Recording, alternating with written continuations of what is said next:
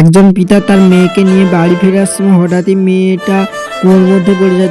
বাবা অবাক হয়ে দেখে যে কুয়োর মধ্যে এক কুমির রয়েছে। তখন কিছু সে বুঝতে পারে না, তার মেয়েকে বাঁচানোর তাগিদে কুয়োর মধ্যে ঢুকে পড়ে এবং তার মেয়েকে জড়িয়ে ধরে।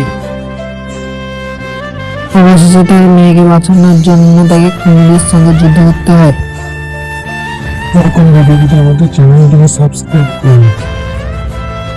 তৎক্ষণাৎ ইন্দিরাও জানতে পারে যে তাদের বন্ধু বিপদে পড়েছে এবং তারা দৌড়ে তাদের কাছে তার বন্ধুর কাছে চলে যায়।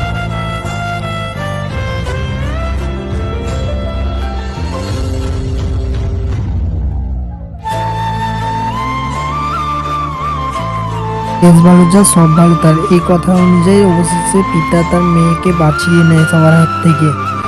এইভাবে তারা সুখী জীবনযাপন করতে থাকে। যদি ভিডিওটি ভালো লাগে প্লিজ লাইক করুন বন্ধুরা।